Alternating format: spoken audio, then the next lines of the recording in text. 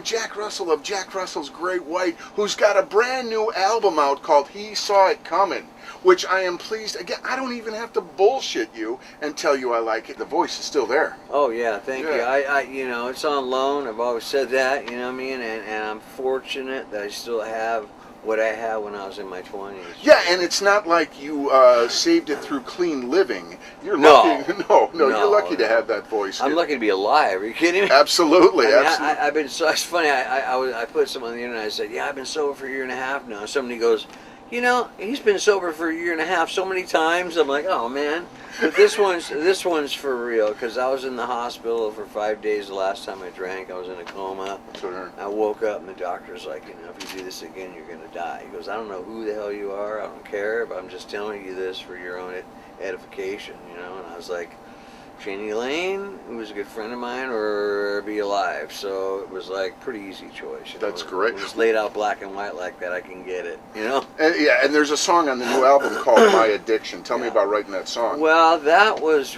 that song was actually one of those songs like Save Your Love. It was just one fluid thought. Okay. I sat and just wrote it without stopping. It was like weird. But it was easy because it's my life, you know what I mean? And I put so much of myself in this record. It's the most autobiographical record I've ever written. You know, there's only a couple songs, which is a stray from me, that weren't autobiographical, like Spy versus Spy, for example. Yeah, you know, yeah. I did that from the Old Man magazine thing, you know? And I just wanted to write I was like, oh man, I've seen so many spy movies. I go, maybe I can get this in a movie, you know? Oh, that's so cool. Yeah, so, you know, we'll see. Well, and there's another song on the album that I started listening to, Blame It on the Night, and it starts out, you think, oh, this is just a good time rock and roll song, Blame It on the Night, and pay attention to the lyrics, it's a lot more sinister. Tell me about that song. Well, that song was written about my wife's childhood and her upbringing.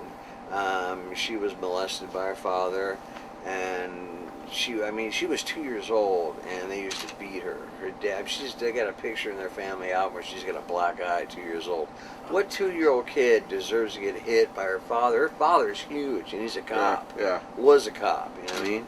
And I finally called him on it. I called him on the phone and said, you know what?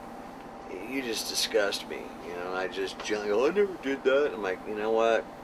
I believe my wife. Why would she make that up? And her whole life, she's, I'm sorry.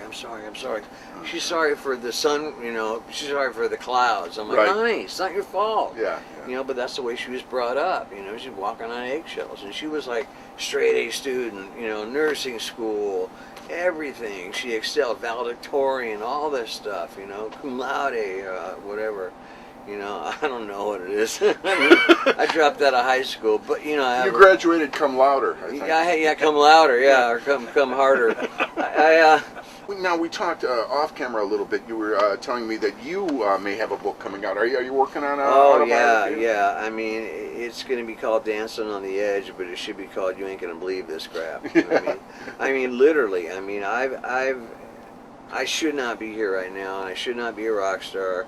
I was, and this is the absolute truth. This is where the album title came from. This is where the picture came from. When I was 6 years old, and I'm being completely honest about this, I was going to be an archaeologist. This is before I was 6. I was almost 6. And I wanted to be like Dr. Leakey, and I wanted to go to Old White Gorge in Africa and dig up human remains. And, you know, my parents bought me the Beatles' Help album for my 6th birthday. And I put it on my little record player that we had back then, you know. For those of you that don't know what I'm talking about, you know, look at an encyclopedia, look it up on the internet, you know. And I remember it was black and it had like little knights, you know, and they're jousting, you know what I mean? That was the theme. And so I put it on, I'm listening to it, and all of a sudden I had this feeling, this overwhelming, like it was nothing short of the clouds opening up, you know what I mean? And I just go, I'm going to be a rock star. I knew it. I mean, it wasn't like I thought, wished, dreamed, hoped. I mean, I knew it. Like it was just put into my head, like, okay, I knew it like the sun was coming up tomorrow. And for a 6-year-old kid, that was just, I can't tell you how heavy it was, you know. It was like, oh my God, you know. So I never worried about what I was going to be, because I always knew that was my destiny. For better or worse, this is what it's going to be. So now I was telling you also, when I was 18 years old, I was really into cocaine.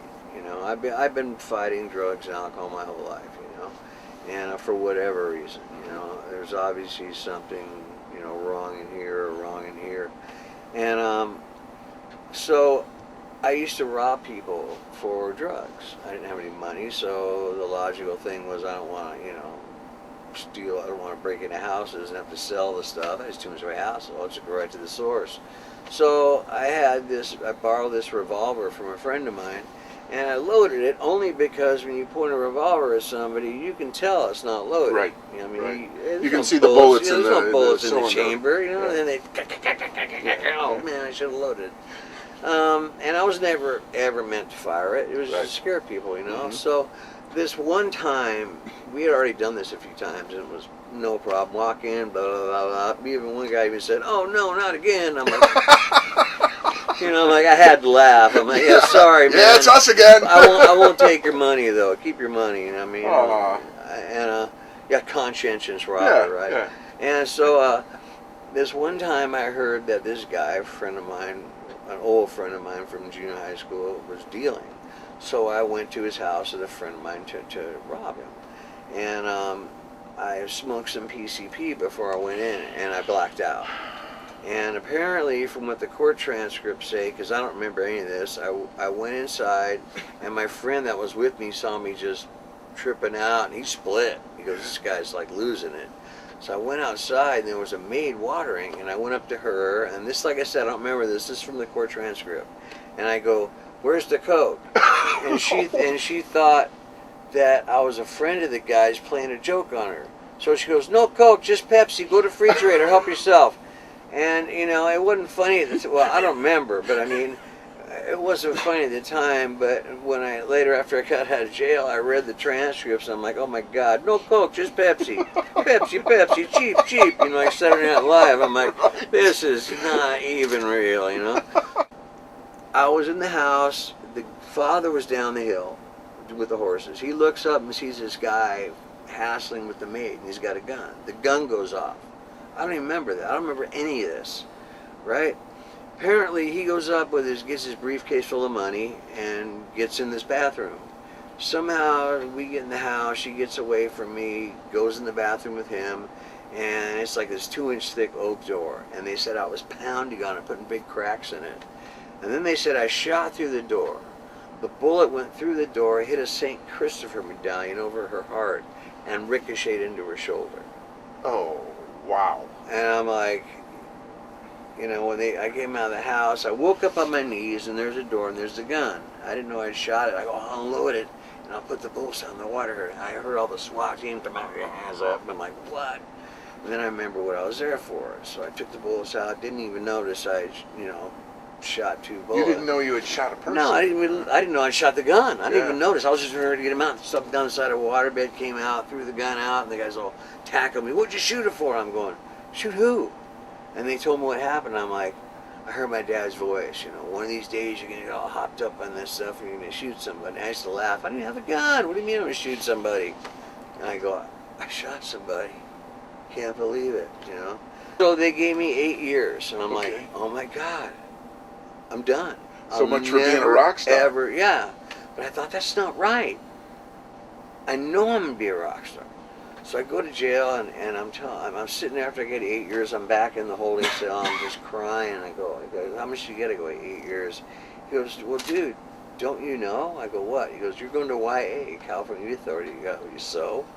He goes, they re-sentence you again. So anyway, so I get up there, and they put me in this lodge. And it was like for medium, you know, there you got your protective custody people, then you got your, you know, medium people, then you got your gnarly stabbing your mom people, then they got the drug program. So they sent me to the medium one, and I met with the drug program people, and they go, well, no, first I went to board, okay, and there's 4 people sitting there. 18 months. And they go, we were about 21 months. I'm thinking, okay, that's not 3 years, you know, so I got to spend 3 months in this place without trying to catch any time, you know. I mean, you get in a fight 6 months. And these people make you get in fights. Like the gangs come and they go, you punch that guy, man, we're gonna stab you. So you go up and you punch the guy, you got 6 months. So I was going out. There's no way I'm not gonna catch time when I'm in here. And the drug program guys came up, met me, and they go, yeah, we'll accept you in, but you got to wait till you have 18 months. I'm like, oh God, so 3 months I got to get by without getting in a fight. So, and I was, I didn't take crap from nobody back in those days, and you look at me funny, I'd knock you on your butt, 18. And 19, just 19. So, the next day, the guys come up and they call me in again. They go, we're going to make an exception in your case. The first time in history, we're going to bring you down with 21 months and you'll be out in 11. I'm like, what? And the guy that ran the program's name is Jim Russell, which was my uncle's name. And I was like, that was so weird. So they brought me down. I did my 11 months, got out. A year later, I signed my first record contract. So, if somebody would have told me that was going to happen before, I would have went, you're out of your mind. There's no way it's going to happen. And it did. It just shows you that was divine intervention, predestination, whatever you want to call it. Absolutely. I just call it, I put so much energy in my life thinking about being a rock star going and picturing it and visualizing it. You heard The Secret, right? Yes. I've been doing that my whole life, Well, and there's a lot of life lessons in that story. Yeah. I think the important one for the kids at home to know is the prisons are full of people who said, I never intended to shoot anybody. Right. But, and that was life-changing stuff, yeah, to say the least. And so it's a long story. Well, you got to write a book. I'm going to. That's just the tip of the iceberg in my life. Right. But it was a really poignant story. And if I could say anything to anybody, man, is just, don't get into drugs. If you have, get the hell away from it, because it'll ruin your life. It'll take you down so fast, and you may not be as lucky as me. Yeah. I would piggyback on that. Get help. You don't have to do it alone. Absolutely there's a lot not. of people in the same boat so get some help. Well, one of my good friends was in jail for 7 years. He started robbing banks. He got out of jail for 5 years, got sober, met this chick. She was doing drugs. A year later, he was doing heroin, and he started robbing banks. I saw him on TV. I'm like, what are you doing?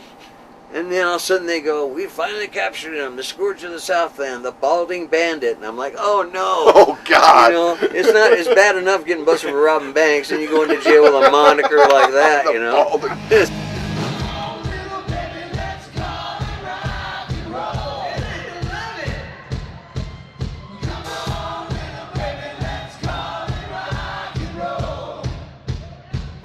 Hey, this is Jack Russell from Jack Russell's Great White, and you are watching Psycho Babble.